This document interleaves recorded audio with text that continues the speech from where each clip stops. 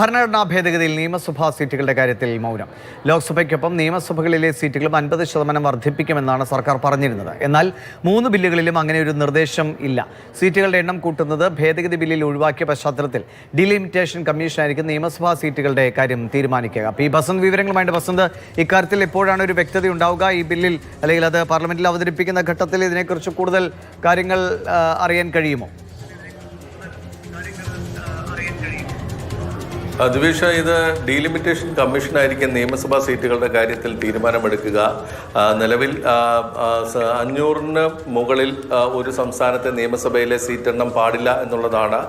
ആ ഒരു എണ്ണം അല്ലെങ്കിൽ ആ ഒരു തീരുമാനം ഇപ്പോൾ മരവിപ്പിച്ചിരുന്നു. 2026 സെൻസസ് വരെയാണ് അത് മരവിപ്പിച്ചിരുന്നത്. അതിപ്പോൾ ആ മരവിപ്പിച്ച അല്ലെങ്കിൽ ഫ്രീസ് ചെയ്ത നടപടി എടുത്ത് മാറ്റിയ പശ്ചാത്തലത്തിൽ ഡീലിമിറ്റേഷൻ കമ്മീഷൻ തന്നെ ഇക്കാര്യത്തിൽ ഒരു തീരുമാനമെടുക്കാൻ കഴിയും. പക്ഷേ ബില്ലിൽ ഇതുമായി ബന്ധപ്പെട്ട വ്യവസ്ഥകളൊന്നും തന്നെ പറയുന്നില്ല. പാർലമെന്റിലെ സീറ്റെണ്ണം അല്ലെങ്കിൽ ലോക്സഭയിലെ സീറ്റെണ്ണം 850 ആക്കാനുള്ള ഒരു നിർദ്ദേശമാണ് ഇപ്പോൾ 131 ഭരണഘടനാ ഭേദഗതിയിൽ ഉള്ളത്.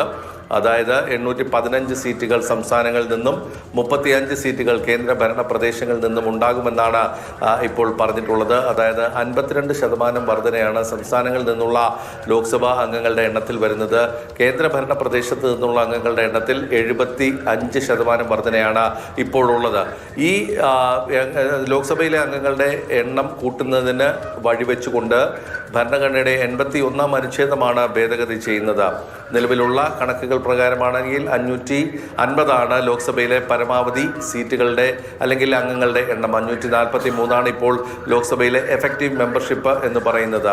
അതിൽ 520-30 സംസ്ഥാനങ്ങളിൽ നിന്ന് തിരഞ്ഞെടുക്കപ്പെടുന്നവർ, 20 പേർ കേന്ദ്ര ഭരണ പ്രദേശങ്ങളിൽ നിന്നും വരുന്നവരാണ്. അപ്പോൾ വലിയ തോതിലുള്ള ഒരു മാറ്റമാണ് വരുന്നത് ഡീലിമിറ്റേഷനിലൂടെ. പക്ഷേ ഇതിൽ ഏറ്റവും നിർണായകമായത് ഈ ഡീലിമിറ്റേഷന് കണക്കിലെടുക്കുന്ന സെൻസസ് അത് ഏതായിരിക്കണം എന്നുള്ളതാണ്. അത് ഒരു പാർലമെന്റിലെ ഒരു നിയമത്തിലൂടെ മാറ്റം വരുത്തുന്നതിന് വേണ്ടിയാണ് ഇപ്പോൾ സർക്കാർ ശ്രമിക്കുന്നത്. അതായത് ഇപ്പോൾ 2011 സെൻസസിന്റെ കണക്കുകൾ പ്രകാരമാണ് ഇപ്പോൾ ഡീലിമിറ്റേഷന് സർക്കാർ ഒരുങ്ങുന്നത്.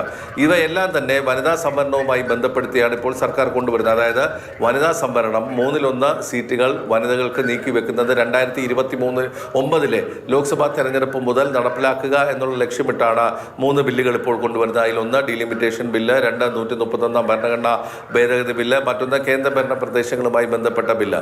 ഈ 3 ബില്ലും കൊണ്ടുവരുന്നത് വനിതാ സംവരണം നടപ്പാക്കുക എന്നുള്ള ലക്ഷ്യത്തോടെയാണ്. നേരത്തെ വനിതാ നിയമം സംവരണ നിയമം പാർലമെന്റ് പാസ്സാക്കിയപ്പോൾ അതിലെ ഒരു വ്യവസ്ഥ എന്ന് പറയുന്നത് 2027 സെൻസസ് നടപടികൾ പൂർത്തിയാക്കിയ ശേഷം മണ്ഡല പുനർവിഭജനത്തിന് ശേഷം വനിതാ സംവരണം 1/3 വനിതാ സംവരണം എന്നുള്ളതായിരുന്നു. ഇത് സെൻസസുമായി ബന്ധപ്പെടുത്തിയുള്ള ആ ഒരു നടപടി എടുത്തു കളയുന്നതിന് വേണ്ടിയിട്ടാണ് ഇപ്പോൾ വരുന്നത്.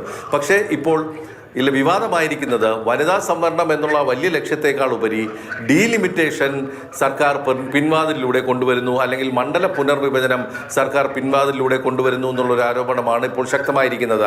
2026 സെൻസസ് കണക്കിലെടുക്കുന്നതിന് പകരം 2011 സെൻസസ് കണക്കിലെടുക്കുന്നു എന്നുള്ളതാണ്. അങ്ങനെ വരുമ്പോൾ ദക്ഷിണേന്ത്യൻ സംസ്ഥാനങ്ങൾക്ക് വലിയ തോതിലുള്ള തിരിച്ചടി ഉണ്ടാകുന്നു എന്നാണ് ആരോപണം. തമിഴ്നാട് മുഖ്യമന്ത്രി MK സ്റ്റാലിൻ വലിയ പ്രതിഷേധം രേഖപ്പെടുത്തിയിട്ടുണ്ട്. രേവന്ത് റെഡ്ഡിയും ഇപ്പോൾ അല്പസമയം മുമ്പ് ഈ വിഷയത്തിൽ പ്രധാനമന്ത്രി കത്തയച്ചിരിക്കുന്നു. അദ്ദേഹം പറയുന്നത് ആനുപാതിക പ്രാതിനിധ്യം മാത്രം കണക്കിലെടുത്താൽ പോരാ, സാമ്പത്തിക വളർച്ച കൂടി കണക്കിലെടുക്കണം എന്നുള്ളതാണ്.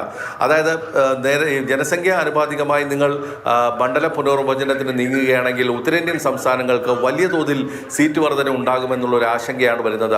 അതേസമയം അതിനനുസരിച്ചിട്ട് ദക്ഷിണേന്ത്യൻ സംസ്ഥാനങ്ങളിൽ നിന്നുള്ള സീറ്റുകളുടെ വർധന ഉണ്ടാകുന്നുമില്ല. അപ്പോൾ വലിയ തോതിലുള്ള രാഷ്ട്രീയ വിലപേശൽ ദക്ഷിണേന്ത്യൻ സംസ്ഥാനങ്ങൾക്ക് കുറയുന്നു. അത് ഫെഡറൽ തത്വങ്ങൾക്ക് എതിരാണ് എന്നാണ് ഇപ്പോൾ പ്രതിപക്ഷം ആരോപിക്കുന്നത്.